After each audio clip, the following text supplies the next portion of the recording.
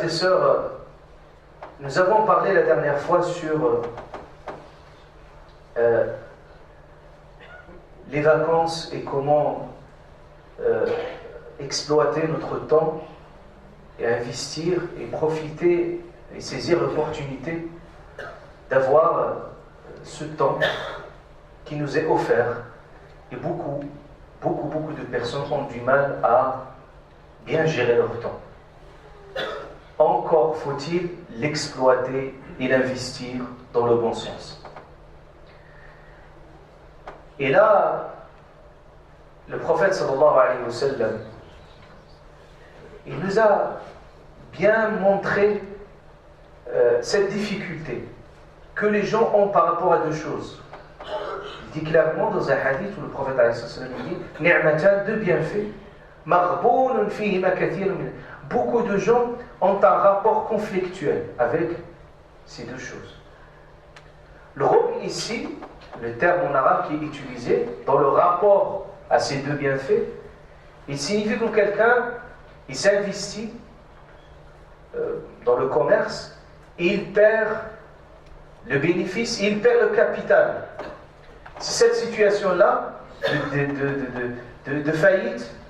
Le prophète alayhi salam utilise cette même métaphore commerciale dans le sens de l'exploitation du temps.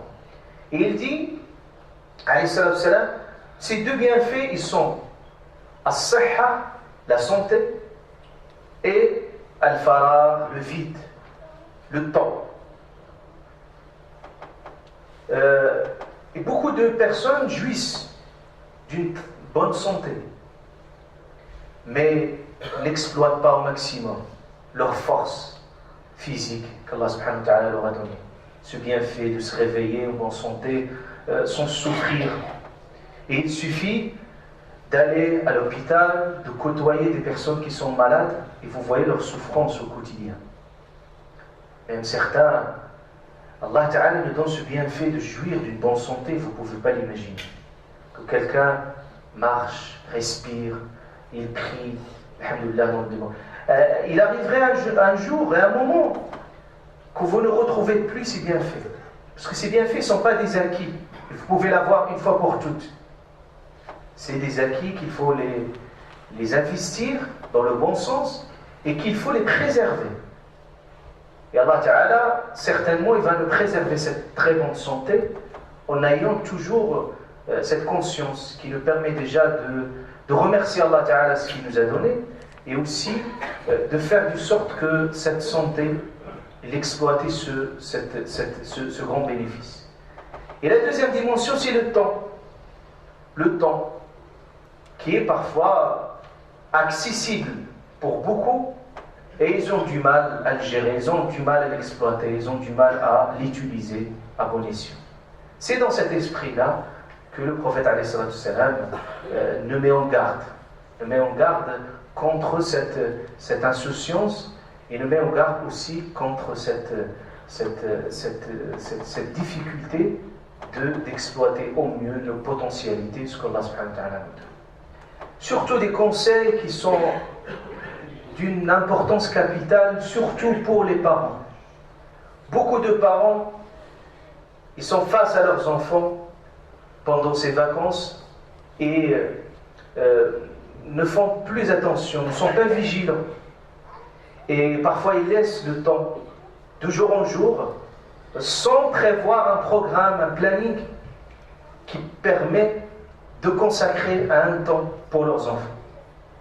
Et le meilleur temps d'investissement, c'est pour vos enfants. Surtout à un âge précoce. Un âge précoce où ces enfants ils sont réceptifs. Ils sont prédisposés à recevoir l'éducation, l'enseignement. Surtout pendant ce temps-là, prenez le temps nécessaire avec vos enfants. Prévoir un programme.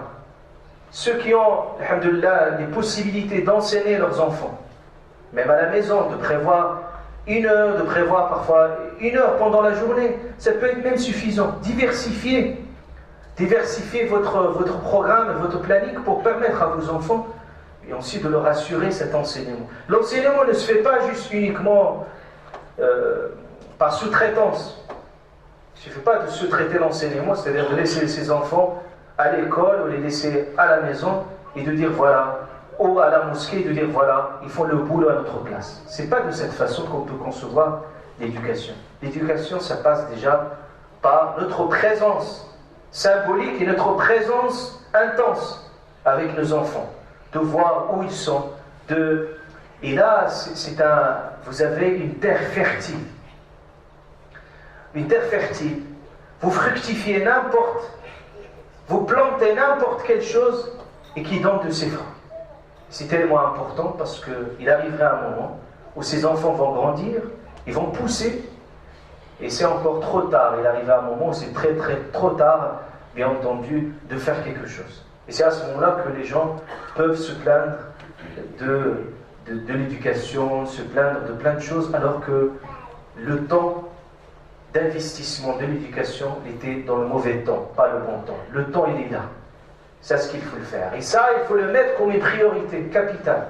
Cherchez à n'importe quel endroit pour enseigner vos enfants, pour les éduquer, et pensez vraiment à l'éducation de vos enfants. C'est tellement important de le faire pendant